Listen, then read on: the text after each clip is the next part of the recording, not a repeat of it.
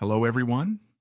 Today I want to share with you the remarkable story of Mary Rockefeller Morgan, a woman whose name carries the weight of an iconic American legacy, yet whose personal journey is one of deep heartbreak, quiet strength, and transformative healing. Born into one of the most influential families in the world, Mary's life has been a tapestry of privilege and pain, where the public glare of fame intersected with private sorrows that reshaped her entirely. As the daughter of Nelson Rockefeller and the twin sister of Michael Rockefeller, she navigated a world of immense expectations, only to face a loss that would define her path toward becoming a beacon for those grappling with grief.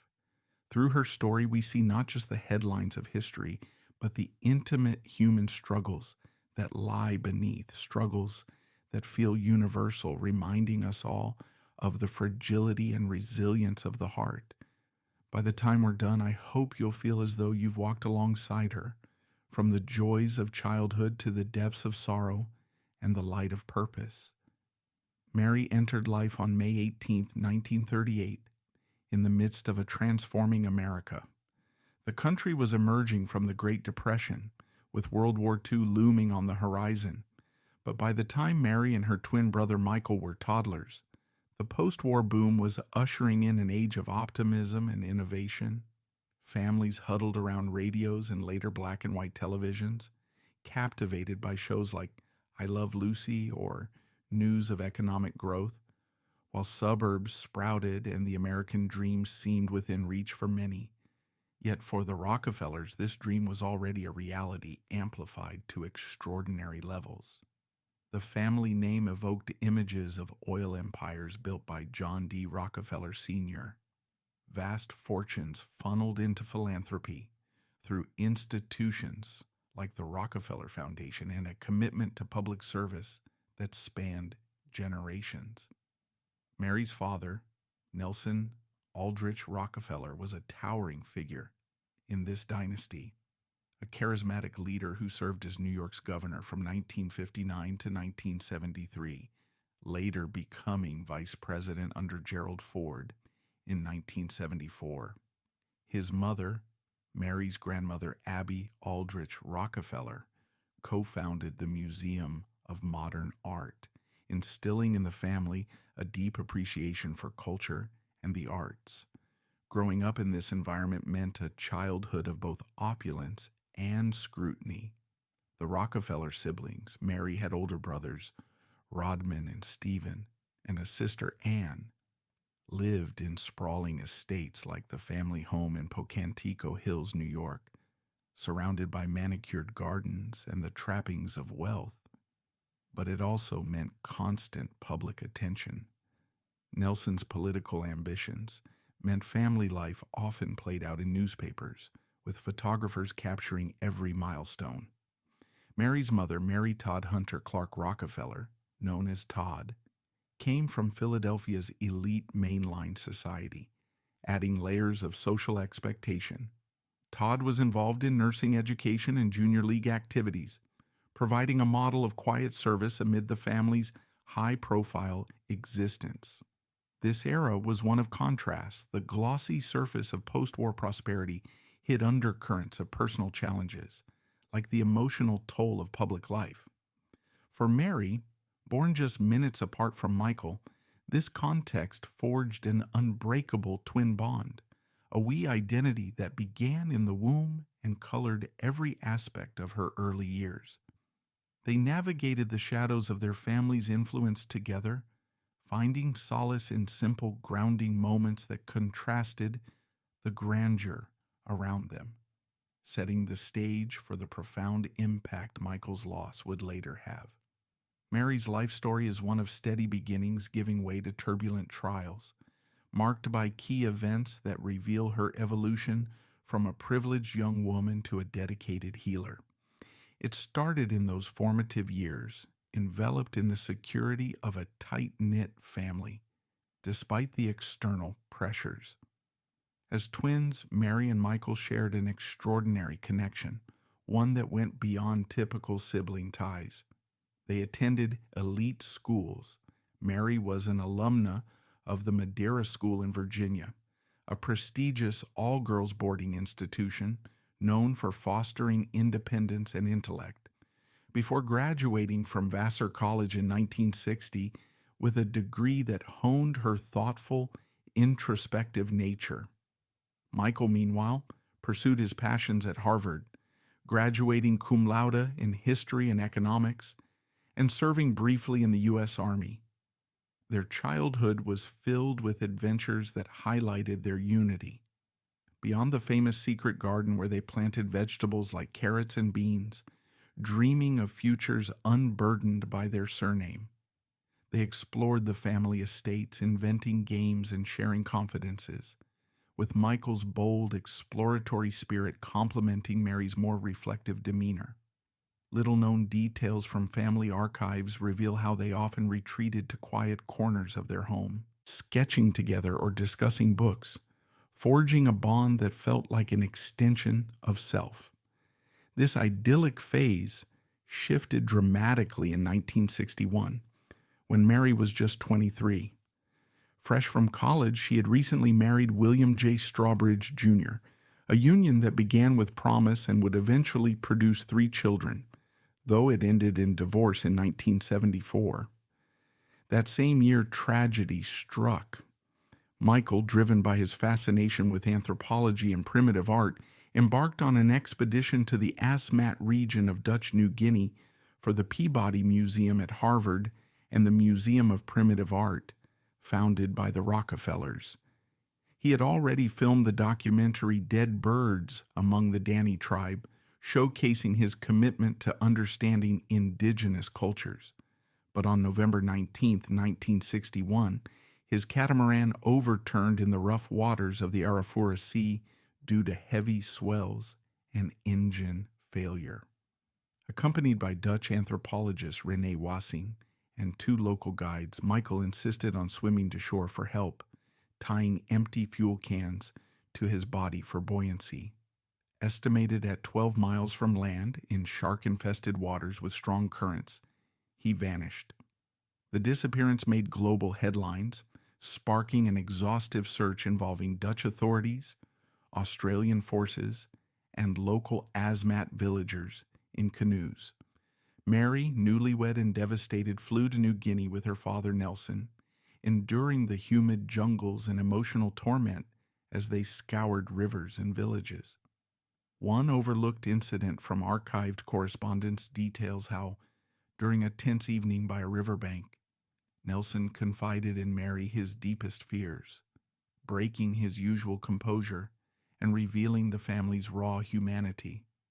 This moment deepened their father-daughter bond, but sowed seeds of lingering grief for Mary, who clung to hope long after official efforts ceased. Michael was declared legally dead in 1964, though his body was never recovered. The aftermath was a period of suppression and rebuilding.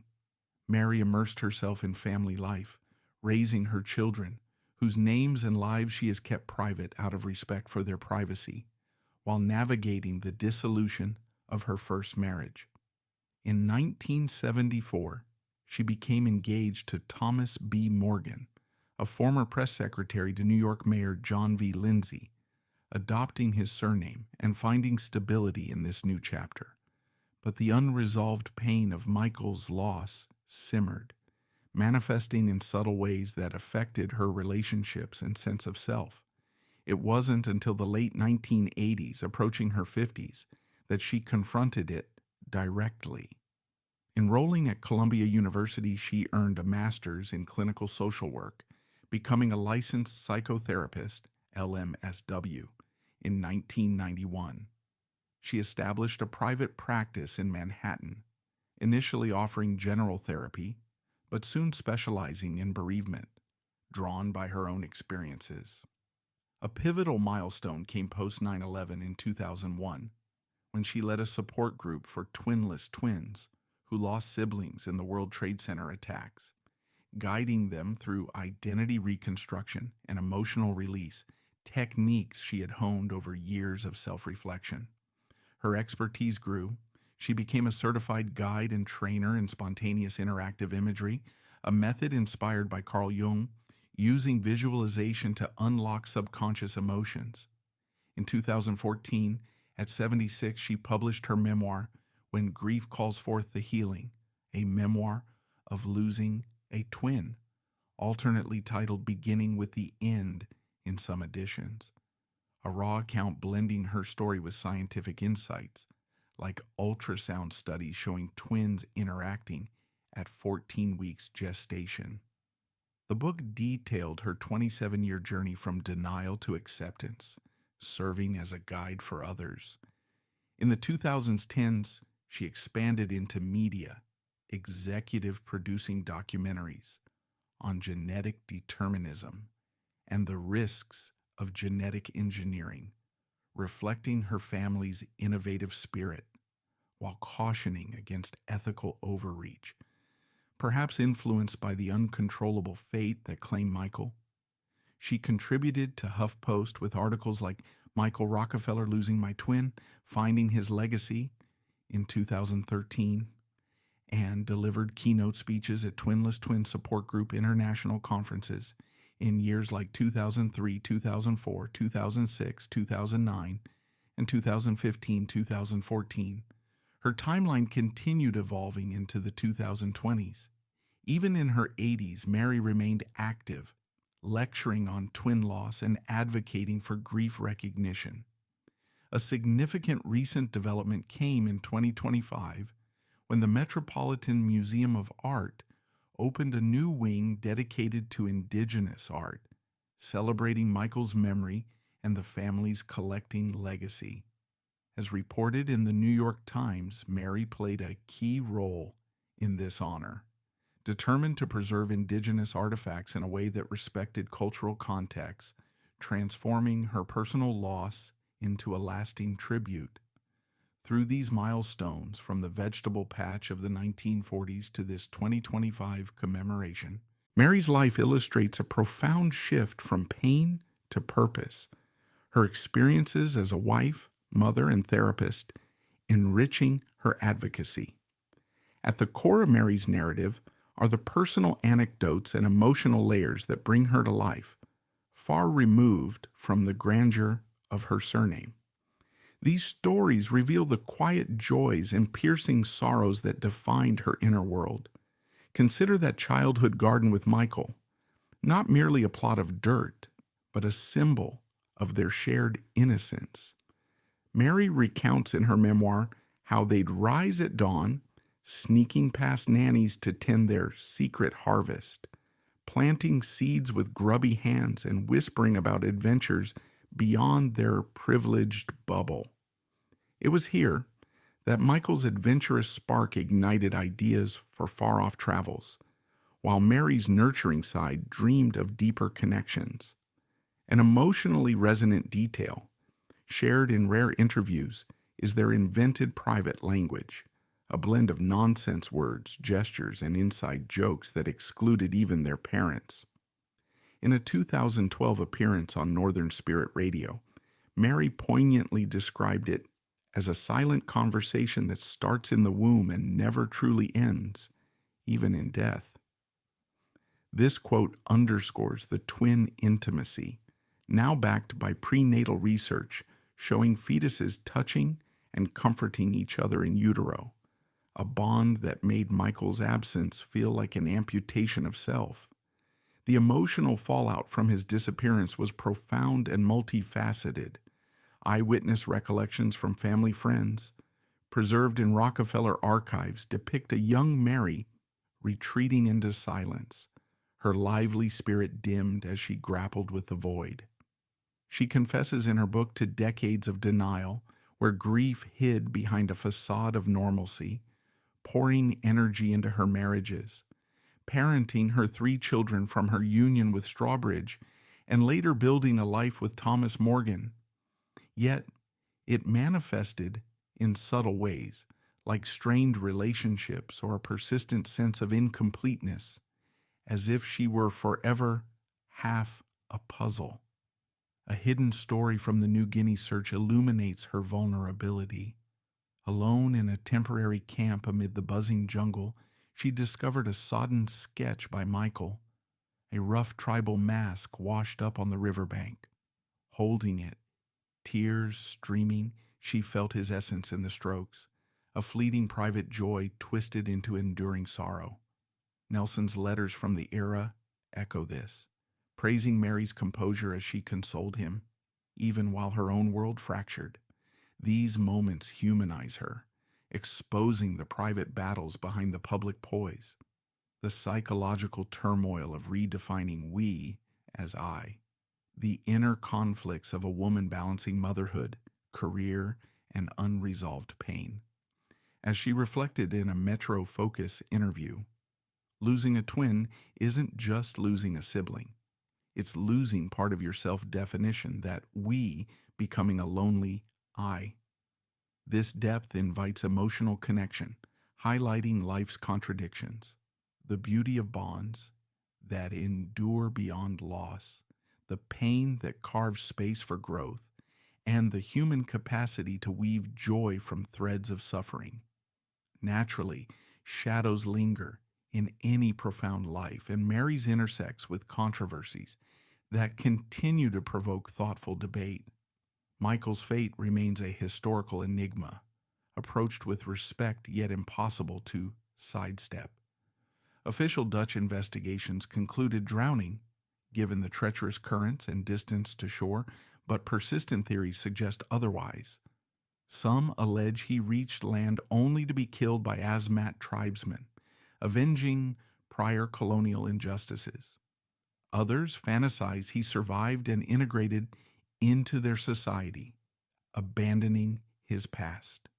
Books like Carl Hoffman's 2014 Savage Harvest explore these, citing oral histories and cultural rituals, including possible cannibalism as a ceremonial act.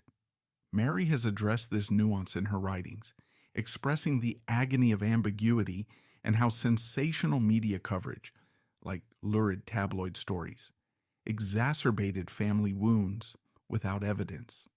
She emphasizes Western biases that misrepresented Asmat customs, advocating for cultural sensitivity. Broader debates touch the Rockefeller legacy.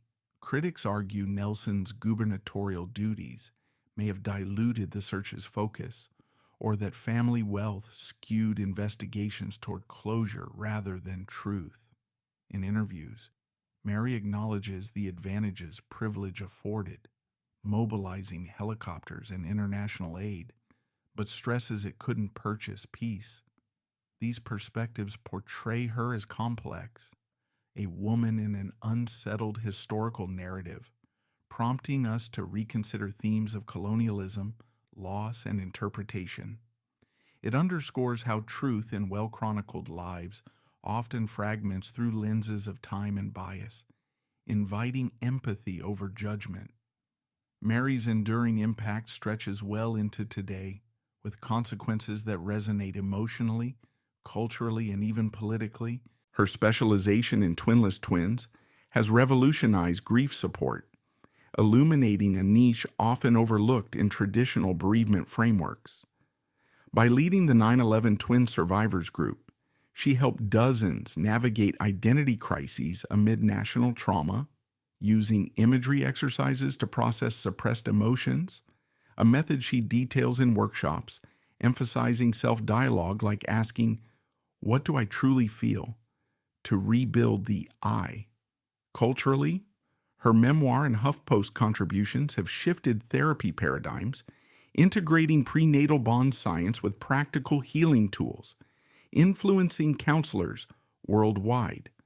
Her documentaries on genetic myths critique scientific overreach, echoing the Rockefeller Foundation's medical legacies, while warning of ethical dangers, perhaps drawn from Michael's unpredictable demise in a primitive world.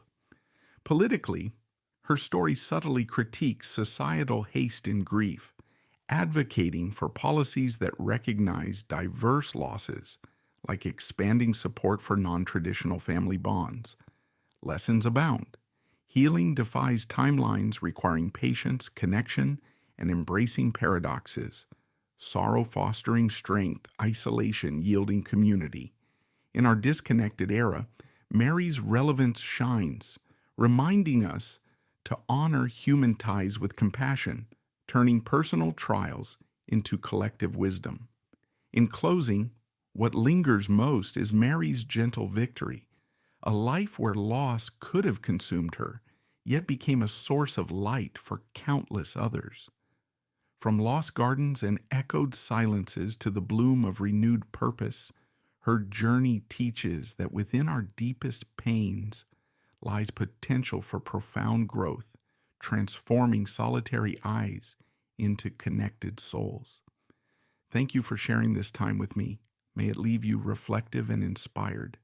Until next time, cherish the stories that move us